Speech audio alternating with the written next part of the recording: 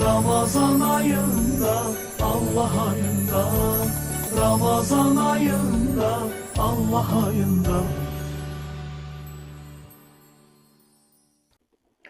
Salam, əziz və dəyərli, çox hörmətli dostlar, çox hörmətli izləyicilər. Hər birinizi bu mübarək gündə, bu mübarək ayda, bu rəhmət yağışının olduğu günlərdə, bu cənnət qoxulu günlərdə hər birinizi səmimi qəlbdən salamlayıram. Dəyərli dostlar, Allah bütün ibadətləri, bütün itayətlərinizi və oruclarınızı öz dərgahında ən ali dərəcədə qəbul eyləsin inşallah.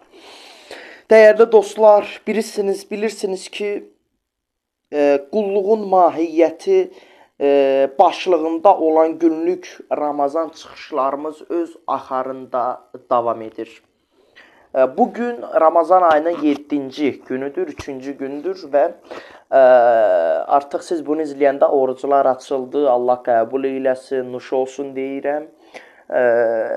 Və biz Ramazan ayında, mübarək Ramazan ayında bir həftəyi artıq tamamlamış olduq.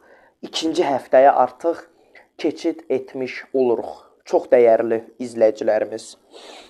Bildiyiniz kimi bugün birbaşa istəyirəm keçim mövzuya. Bugünkü mövzumuz şüurlu bəndəliyin mənasını, xüsusiyyəti və mənası haqqında bizim bir danışığımız olacaqdır, dəyərli izləyicilər.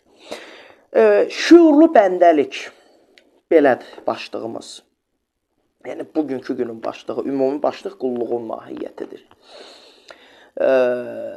Ümumiyyətlə, şüurlu bəndə kimdir? Adi insanlarla şüurlu bəndənin arasındakı fərqi haqqında biz danışacağıq, dəyərli dostlar. Belə deyək ki, insanı ucaldan ən böyük xüsusiyyətlərdən biri də onun şüurlu olmasıdır.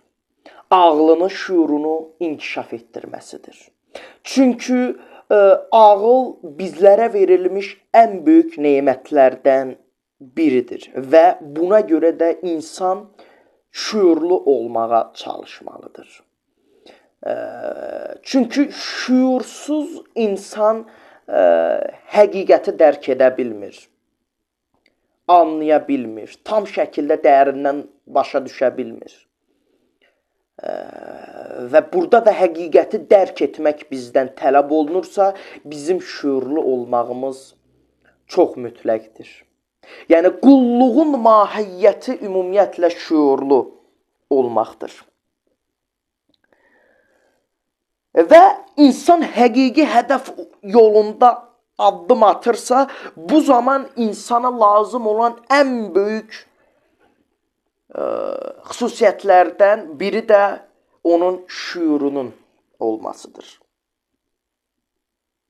Yəni, həqiqi inkişaf bildiyini yaşamaqla başlayır və insan yaşayışı o zaman mənalı olur ki, insan hər gün kiçik də olsa yeni bir şey öyrənir, bir addım irəli gedə bilir. Yəni, şüurlu insanın xüsusiyyəti ondan ibarətdir ki, o insanın hər günü inkişafla keçsin. Nəinki arxaya, hər gün bir addım qabağa gedə bilsin. Və şüurlu insanın bir digər xüsusiyyəti də odur ki, 3 xüsusiyyəti haqqında danışmaq istəyirəm. Şüurlu insan, təslimiyyət, şüurlu insanın 3 xüsusiyyəti vardır. Bizim görüşü. Bunlardan biri təslimiyyət, biri davamlılıq, bir digəri isə istəkdir. İnsan təslim olduqca, Allaha təslim olduqca, artıq onun baxış açısı da dəyişir. Onun istəyi də dəyişir. O sırf öz istəyini deyil, artıq Allahın istəyinə görə yaşamış olur. Yəni, İslam, insan təslim olduğu zaman öz istəyinə görə deyil, Allahın ona buyurduğu yola görə, yəni Allahın istədiyinə görə yaşamağa başlayır. Və bu şüurlu insanın xüsusiyyətlərindəndir. İkincisi davamlılıq. İnsan ki tutduğu bir yol var. Tutduğu bir yol var. O tutduğu yolda məqsədinə çatmaq üçün davamlı şəkildə çalışması çox mühümdür. Yəni 2 günlük, 3 günlük gedəcəyimiz yol bizi həqiqi hədəfə aparmayacaq. Demək istədiyimiz odur, dəyərli dostlar. Ona görə də bizim ona uyğun çalışmalıyıq ki, yəni bizim belə deyək ki, həqiqi hədəf yolunda ona görə çalışmalıyıq ki, biz hər daim davamlı şəkildə inkişaf edək. Yəni dünənkindən biraz daha doğru, biraz daha faydalı və biraz daha şüurlu olmağa çalışaq. Beləcə ağıl belə deyək ki, nəzəriyyədən çıxıb həyata keçməyə başlayır. Və bu nöqtədə insan artıq sadəcə yaşayan deyil, şüurlu yaşayan bir şəxsiyyət olmuş olur. Ona görə də insan hər daim davamlı şəkildə çalışması çox mühümdür.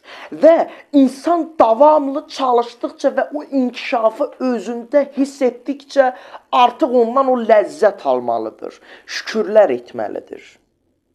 Bu çox mühümdür. Ona görə davamlı çalışmaq da ağıllı insanın xüsusiyyətlərindən biri kimi hesab olunur. Və bundan əlavə olaraq üçüncüsü isə istəkdir. İstək yəni niyyət. Niyyətin hara, əməli ora. Əməllər niyyətlərə bağlıdır. Yəni sən bir şey səmimi qəlbdən istəmirsənsə, o işi axıra qədər ürəkdən, tam istəyərək, tam sevərək edə bilmə. Ola bilər ürəksiz eləyirsən, amma sən onu qəlbdən sevərək etməyəcəksən. Yəni istək olmayan yerdə də mütləq inkişaf olmur. Yəni bir o zəncilin qırıldığı yer olur. Yəni böyük bir dəyişiklik olmur. Bu belə bir şeydir. Ona görə də belə deyək ki, insan istəməyi bilməli. İnsan ilk öncə nəyi istədiyini müəyyən edib o yöndə çalışmağa başlamalıdır. Niyə? Çünki belə deyək ki, insanın ki o fitrətində olan kamal arzusu ki var, insan o kamal arzusuna, o kamal dərəcəsinə çatmaq istəyirsə, bu zaman o istəklə, təslimiyyətlə və davamlılıqla o yolu addımlamalıdır. Və bu yolda şüur bizə lazımdır. Niyə lazımdır? Ağıl bizə lazımdır. Niyə lazımdır? Çünki bu yolda aza qane olmaq olmaz. Son dərəcəyə qədər, son həddə qədər çalışmaq lazımdır, addımlamaq lazımdır. Və bu da ağlın xüsusiyyətlərindən biridir, dəyərli dostlar.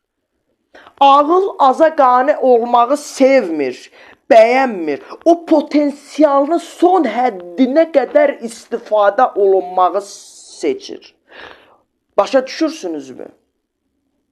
Çünki ali hədəfə çatmaq üçün insanın əlində olan ən mühüm vasitələrdən biri də ağıldır. Yəni sən bu yolda addım atmaq istəyirsənsə, mühümdür ki, şüurlu və ağıllı bir şəxs olasan. Çünki bu insan yaşayışına da öz təsirini göstərən bir şeydir. Və şüurlu insanın artıq bu yolda addımladığı zaman artıq şüurlu insanın bir baxış açısı da dəyişir. Başa düşürsünüz, dəyərli izləyicilər. Dünən mən belə bir söz demişdim, elə bu vaxtlar. Belə bir söz dedim. Ümumiyyətlə, bu yaradılış, bu belə deyək ki, bəşər, bu aləm, bu yaradılmışlar aləmi ki var, hər an, hər saniyə özünü yeniləyir. Hər an, hər saniyə var olur, yenidən yaranır. Və bu proses o qədər sürətli baş verir ki, biz onu sabit bir şey kimi görmüş oluruq. Başa düşürsünüz? Buna belə bir misalla başa salım, çox vaxtınızı almıram, bitirirəm. Son cümlələrimdir. Demək, belə bir söz dedim mən, belə deyək ki, insan dedik ki, belə deyim, baxın, belə bir söz işlədim, yaxşı. Deməli, insan ki var, insan, hər an var olur. İnsan Allahı hər an var edir. İnsan hər an var olunur və bu o qədər sürətli baş verən bir şeydir ki, insan heç bunu hiss edə bilmir ki, nəinki hiss etmə, onu sabit bir şey kimi görmüş olur. Bunu elmi yöndən, bax, ağlıma belə bir şey gəlir, bunu elmi yöndən belə bir misalla başa sala bilərik biz bunu. Bir lampa nəzərdə tutaq, bir işıq nəzərdə tutaq. O işığı açdığımız zaman biz sabit olaraq nə görürük? Işıq məsəl üçün, bax, bu nətə yumru. Bu işıqda biz nə görürük? Bax, bu dəqiqə kameranın üstü. Burada nə görürük biz? Sabit işıq. Əslində o sabit deyil. O, onun daxilində olan kiçik işıqların milyardlarla hər an sönüb yanması nəticəsində yaranır o. Və bu proses də o qədər sürətli baş verir ki, biz işığın sırf sabit olaraq elə yandığını görürük. Əslində bu elə deyil. O işığın öz daxilində olan işıq parçaları, milyardlarla olan işıq parçaları o qədər sürətlə təkrar var olur, yəni yanıb sönür ki, bu bizim gözümüzdə hər an sabit olaraq görünür. Məsəl üçün, bir işıq ilə bir işıq 300.000 kilometrə bərabərdir da, indi səhv etmirəmsə belədir. Ona görə insan hər an var olur. Və insan da hər an şükür etsə, sizcə bu kifayət edirmi? Hər an yaranırsan, hər saniyə yaranırsan və sən bunun müqabilində bircə dəfə, bir dəqiqə içərisində maksimum deyirsən ki, məsəl üçün, əlhəmdülillah, şükürlər olsun. Milyard mı böyükdür, yoxsa aha olsun, bir saniyədə məsəl ki, 100 dəfə olsun, aha. 100 mü, yoxsa 10 böyükdür, o böyükdür. Amma Allah o qədər mərhəmət sahibidir ki, yenə də sənin o 100 şükürünü kifayət görüb səni dərəcəni uzatmaqda davam edir. Sənə mərhəmət edir, rəhmət edir. Ona görə biz Allahın o Əsma-ül Hüsna ki var, onu çalışaq bu Ramazan ayında çox oxuyaq, Allahın o adlarını çox oxuyaq. Çünki o adlarda həqiqətən biz o adları tam şəkildə dərk etsək bizim baxış açımızda, o baxış açısı ki var, baxış açımız da xeyli dəyişəcəkdir orada da. Ona görə bu çox mühümdür. Dostlar, burada bitirirəm. Ümid edirəm ki, hər şey sizə aydın oldu. Əlimizdən gələn qədər maksimum şəkildə sizə izah verməyə çalışdıq. İnşallah sabah yenə, da bunu hər şeydə qeyd edirəm.